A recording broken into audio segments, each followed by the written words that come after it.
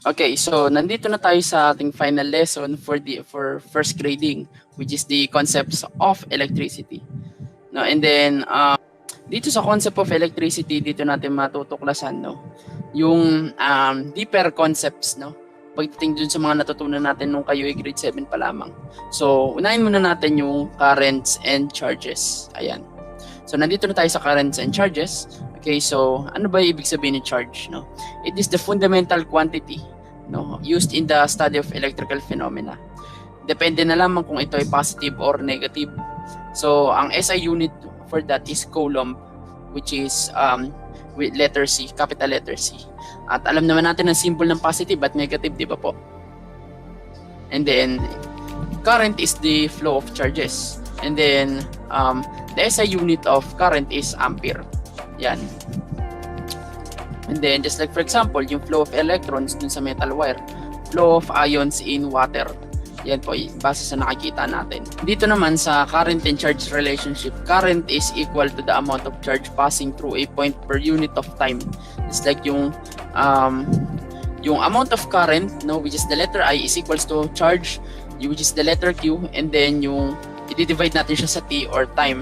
But based dun sa ginamit natin na unit for charge is letter Q. Pero ang magkaiba naman po yung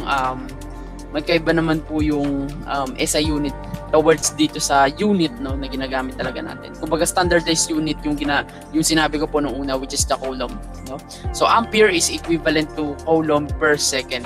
Example for that is a wire is carrying 3 amperes of current, therefore 3 coulomb of charge passes through a point in a second. So we will need to solve this, and then at a certain point in wire, 30 coulomb of charge pass through in 5 seconds. How much current is in the wire? Just like for example, yung 30 coulomb, i-divide natin siya sa 5 second, which is the time, and then yung Q na tinutukoy ko dito, ito lang po yung variable for the charge, and then yung coulomb, ito po yung unit na yan. And then isa-substitute natin yung mga given numbers na naandito sa word problem. So 30 divided by 5 is equals to 6. At ang magiging answer for that is 6 amperes. The current flowing through a wire is measured to be 4 ampere. How much charge passes through a point in 3 seconds?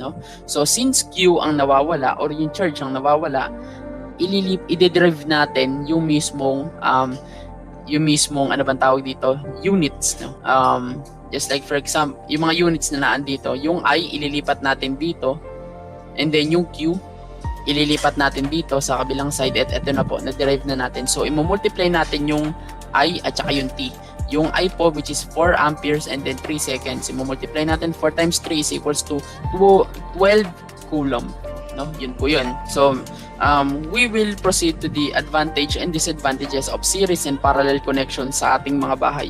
So in terms of circuit, a system consisting of a power supply, wires carrying the current, and an electrical devices. And po yun. So in our model on the right side, the battery serves as the power supply and the wires are carrying the current to the light bulb.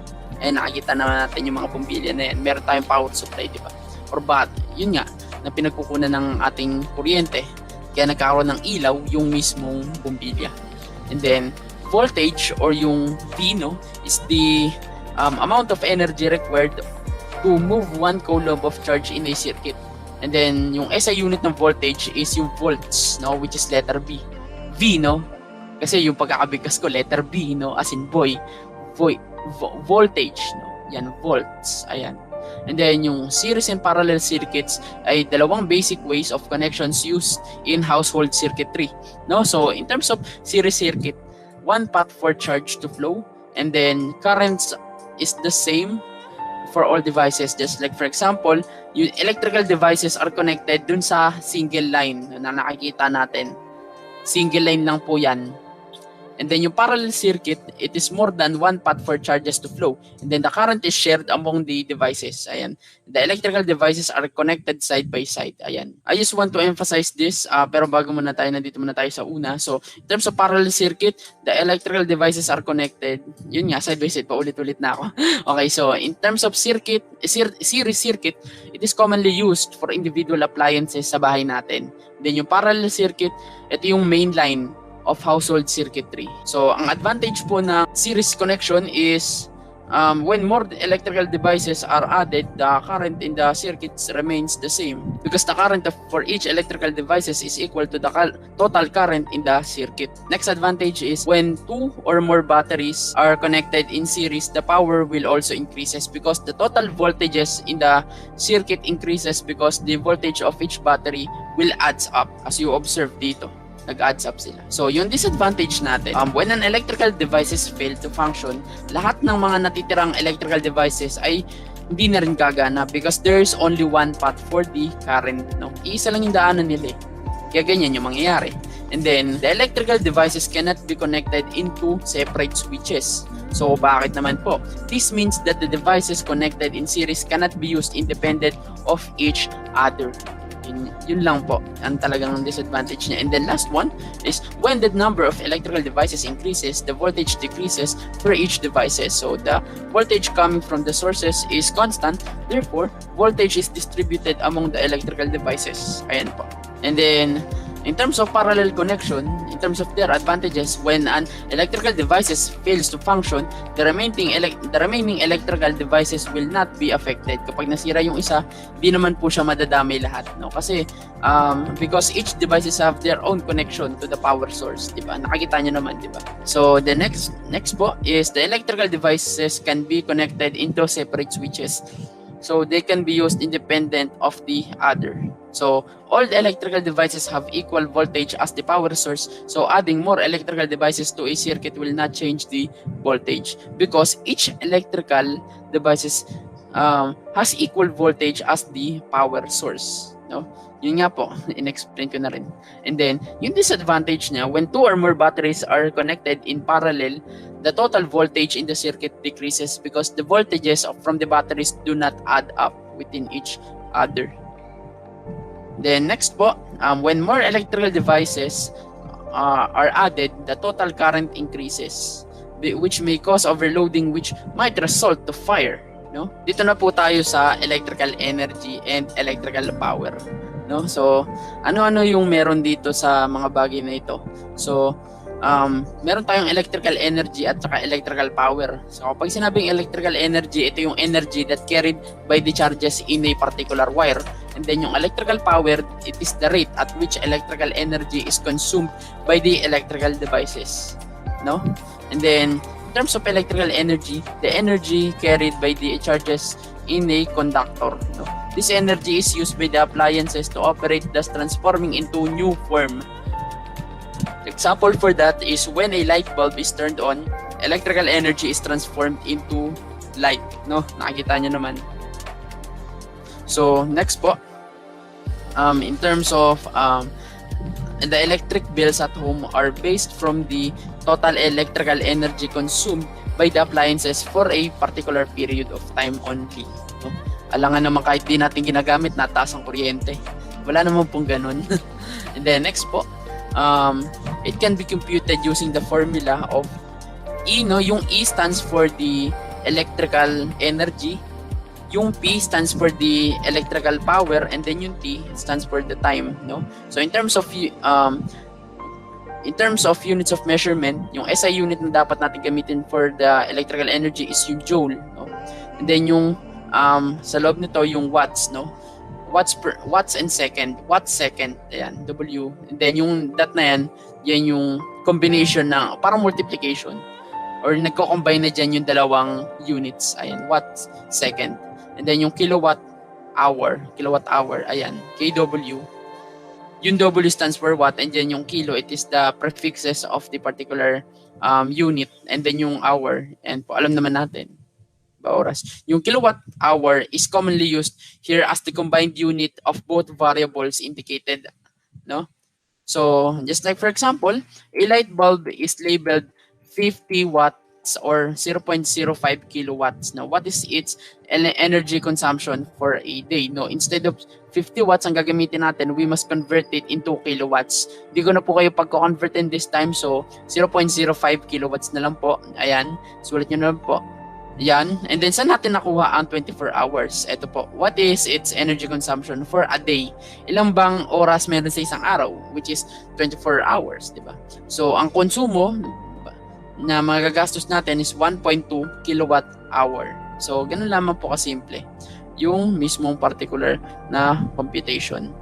So, yun lamang po. So, in terms of electrical power, it is the rate at which electrical energy is converted into another form. Just like yung thermal energy, mechanical energy, pati rin yung light, no? The appliances consume electrical energy. The power or the rate at which they consume energy is usually in their prescribed label. May mga labels po yan pag tayo bumibili. Next po. So, it can be computed using the formula of P is equals to IV. Yung P stands for the electrical power, and then yung I stands for the current, ayan. And then yung V stands for the voltage. And then yung units of measurement that we will need to use for electrical power is watt, no, or W. And then sa loob ng watt, meron tayong joule per second, and then yung ampere volts, no? Then meron ako particular na sample problem. So the amount of current in an electric fan, no, is 0.27 ampere. Find its power if the voltage is 220 volts, no? So 0.27 multiplied by 220 volts is equals to 59.4 watts. So ganun lamang po. So I think this is the last part ng ating lesson, which is the explaining the functions of circuit breakers, fuses, earthing, double insulation, and other devices in the home. So, eto na nga po, no? So, safety devices are such as circuit breaker, fuses, earthing, double insulation, and 3-prong plug are used at home. This also protects use from being electrocuted, no? Para hindi tayo basta-basta nakukuryente. But literally, yung from the word itself, electrocute, no? Kapag talagang severe talaga yung severe tayo na electrocute, ibig sabihin nun, it is injure or kill someone by electrical shock, no?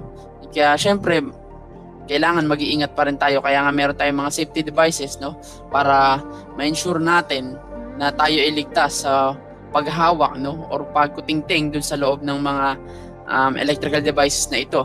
So in terms of circuit breaker, it cuts off the power when there is too much current flowing in the household circuitry. It detects a fault condition in the electrical flow.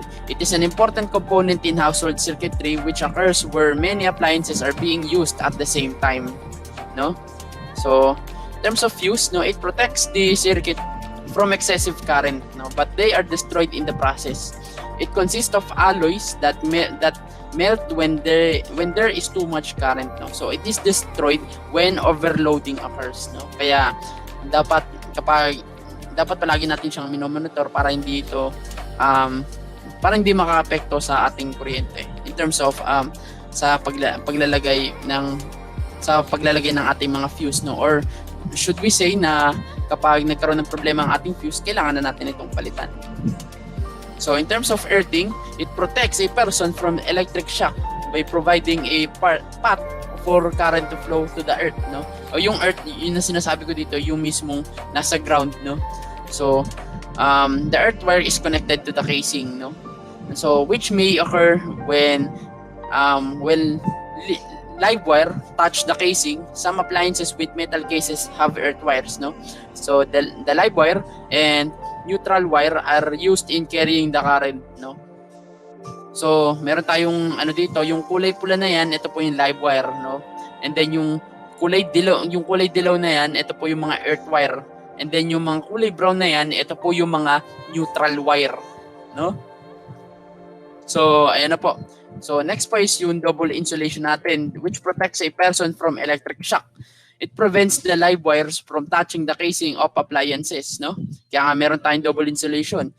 Some appliances that have plastic casing, so they have no earth wires. They are designed such that the live wires will not touch the casing. In this case, double insulations is used, no, in this case.